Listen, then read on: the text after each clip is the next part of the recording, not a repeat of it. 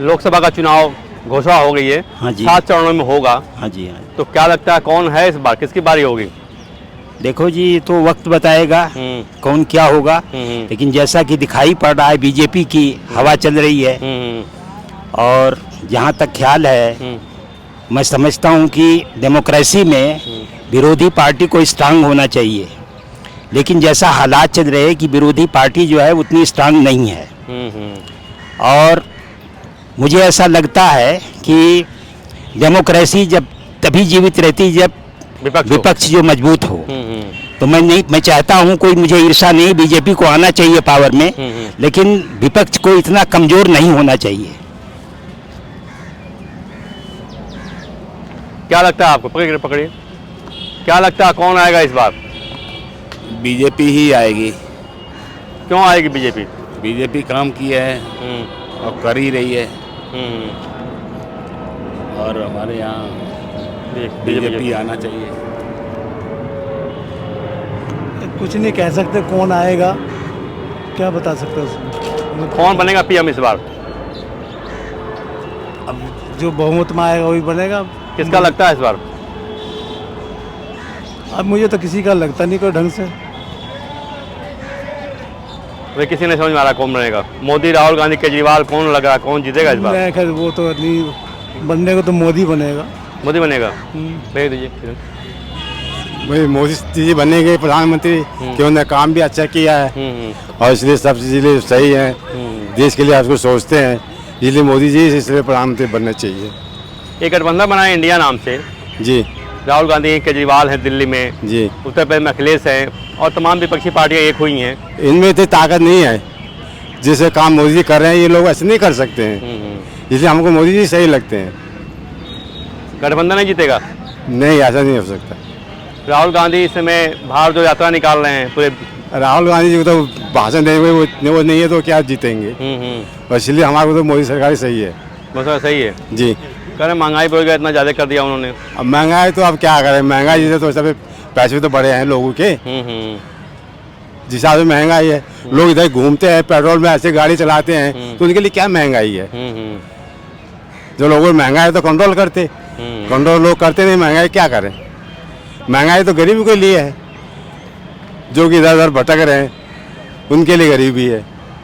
चुनाव का ऐलान आज हो गया है जी। 7 चरणों में चुनाव होने जा रहे हैं जी। रिजल्ट आएगा जून में, 4 जून को। तो क्या लगता है कि इस बार वही स्थिति होगी कि कुछ बदलेगा?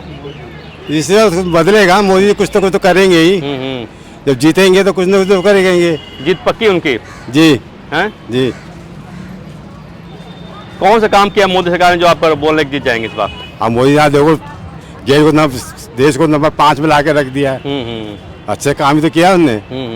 और सब जैसे हर कोई मोदी जी की जयकार बोलता है। चुनाव का ऐलान होते ही ईवीएम पर सवाल उठने लगे, कह रहे ईवीएम से मत कराइए, बैलेट बॉक्स से कराइए।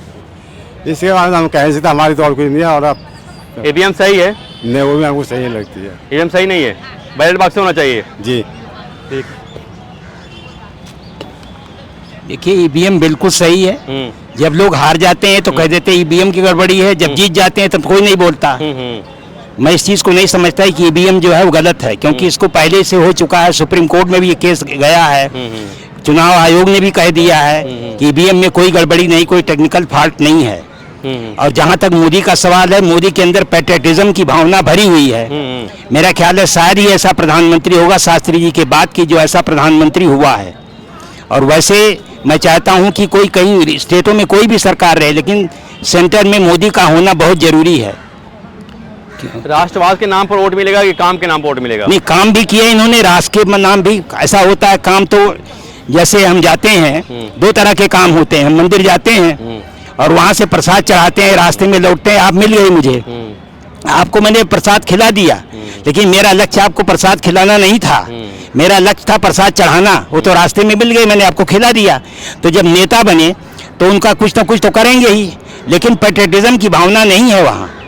और मोदी के अंदर ऐसा है कि कोई भी उंगली नहीं उठा सकता उनके पैट्रियटिज्म के लिए, जहाँ तक मेरा सवाल है। और एक राष्ट्र के नागरिक होने के नाते सबसे बड़ी चीज़ देश की सुरक्षा है। आज आप देखिए, इंटरनेशनल प्लेटफॉर्म पे इंडिया की जो चमक है वो कहीं किसी की नहीं है। इसीलिए कोई मोदी से मेरा कोई व्यक्तिगत संबंध नहीं, लेकिन जो अच्छा है उसको अच्छा कहेंगे। और प्राइम मिनिस्टर का होना मोदी का, because prime minister is all in the country, और ये प्राइम मिनिस्टर ठीक है तो सब कुछ ठीक हो जाएगा। चुनाव की घोषणा हुई है और ईवीएम पर सवाल उठने लगे हैं। हाँ जी, चुनाव आयोग ने कहा है कि धूल चेहरे पर है और आईना साफ कर रहे हैं, हाँ है ना, अधूरी हसरतें आपकी हैं और आप हमको दोष दे रहे हैं, ईवीएम को दोष दे रहे हैं। हाँ जी। देखिए ऐसा है कि अभी तो हम कुछ कहने से, ईवीएम में तो कोई गड़बड़ी नहीं जहाँ तक मैं समझता हूँ, क्योंकि इसकी ऑलरेडी पहले जांच हो चुकी है। और फिर इसके बाद हमारे यहाँ न्यायपालिका स्वतंत्र है, क्योंकि हमारे यहाँ 3 है, कार्यपालिका, विधायिका, न्यायपालिका। If anybody is not satisfied with the ruling party, he can challenge in the judiciary and the supreme court will decide whether it is right और रॉन्ग। हम कैसे कह सकते हैं कि अगर यहाँ न्यायपालिका हमारे पास स्वतंत्र है? ईवीएम सवाल नहीं हो सकता। नहीं, मैं तो समझता हूँ बैलेट बॉक्स से कराने में क्या समस्या है? बैलेट बॉक्स बहुत लंबा उसमें भी बूथ कैप्चरिंग होती है। चंडीगढ़ का मामला आया सामने, उसमें बूथ कैप्चरिंग होती है। बिहार वगैरह में देखिए कैसे हालत हुई है, कौन सा वो बढ़िया था इसमें। चंडीगढ़ वाला मामला सामने आया अभी। हाँ, ईवीएम नहीं, चंडीगढ़ की तो बात छोड़िए, एक आध कहीं थोड़ा बहुत तो हो ही जाता है, वो अलग चीज है। लेकिन इस क्राइम तो भगवान राम के टाइम में भी थोड़ा बहुत होते थे, लेकिन ऐसी बात नहीं कि एकदम से जो है क्राइम रुक जाएगा, किसी भी कोई भी राजा आए तो ऐसी बात। लेकिन ईवीएम का जहाँ तक सवाल है, ईवीएम बिल्कुल सही है जहाँ तक मेरा ख्याल है। लोग जब जीतते हैं, अब केजरीवाल जी जीत गए यहाँ पर, अब ईवीएम की क्यों नहीं कहते कि ईवीएम खराब है?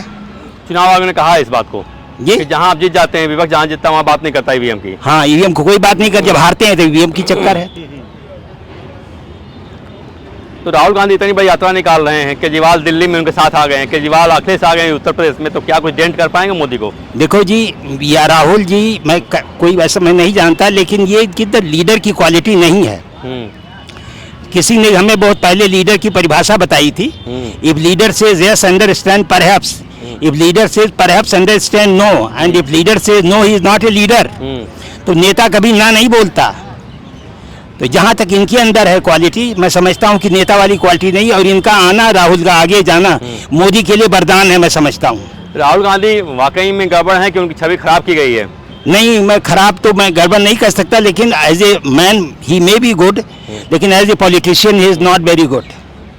मैच्योर नहीं है, मैच्योरिटी नहीं है, जहाँ तक मेरा ऑब्जर्वेशन, हो सकता है हम गलत हों। विपक्ष ने डेंट कर दिया क्या उनकी छवि को?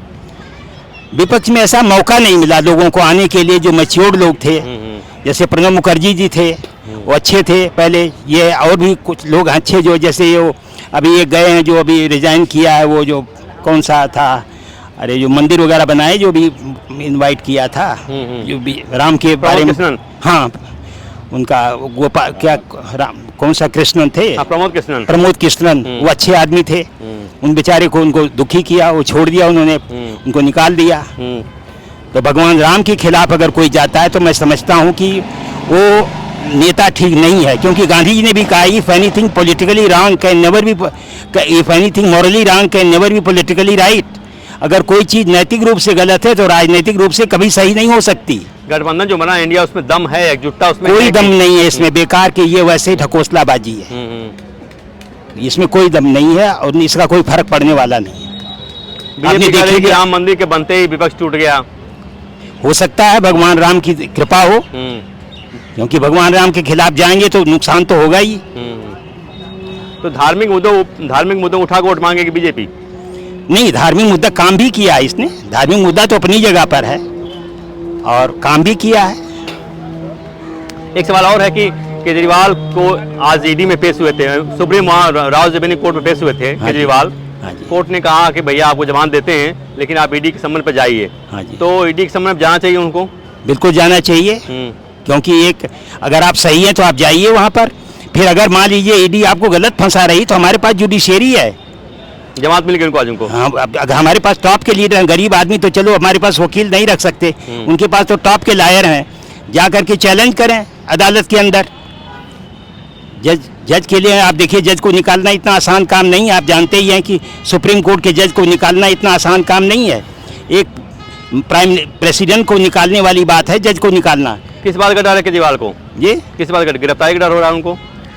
देखो जी, अब कुछ हम कह नहीं सकते इस चीज़ को, तो खुद बताएंगे कि क्या किसका डर लग रहा है। इलेक्टोरल बॉन्ड पे सरकार घिर रही है। हाँ जी, नहीं, इलेक्टोरल बॉन्ड पे घिर तो रही है, लेकिन अभी प्रूफ नहीं आया है पूरा अच्छी तरीके से, क्योंकि मैंने न्यूज़ पाठशाला देखी है, उसमें सुशांत जी बता रहे थे कि वो हुआ है, लेकिन अभी गोलमोल है, कुछ सही बताया नहीं गया उसमें। अडानी और इसका अंबानी का नाम नहीं आया उसमें, ये गलत फंसा रहे हैं ये लोग। लेकिन हफ्ता वसूली की बात आ रही है कि ईडी सीबीआई का ऐसा नहीं हो सकता है। गवर्नमेंट सर्वेंट अडानी और इसके ईडी ऐसे हफ्ता नहीं वसूलेगी, सीबीआई नहीं करेगी। एक कुछ एक नैतिक जिम्मेदारी भी होती है कि स्टेटस भी होता है। पहले नंबर बीजेपी है, दूसरे नंबर टीएमसी है, तीसरे नंबर पार्टियां हैं। देखिए टीएमसी जो है, मैं समझता हूँ टीएमसी तो बेकार पार्टी है।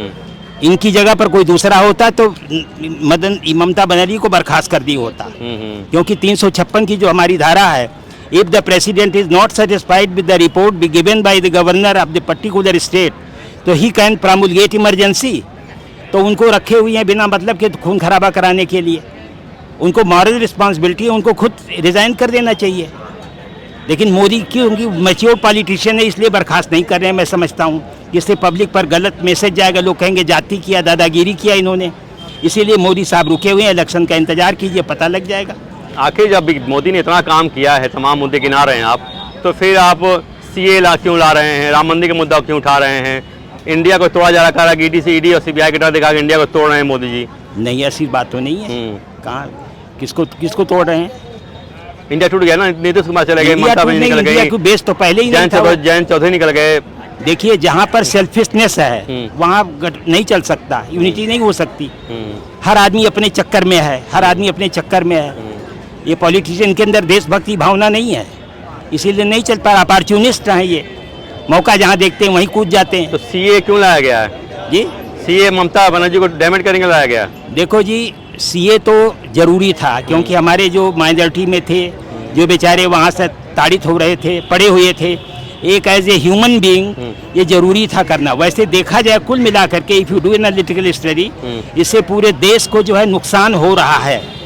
लेकिन फिर भी अपने एक थोड़ा सा एक मॉरल ग्राउंड पर हमें उस नुकसान बर्दाश्त करना पड़ा। कैसे नुकसान होगा?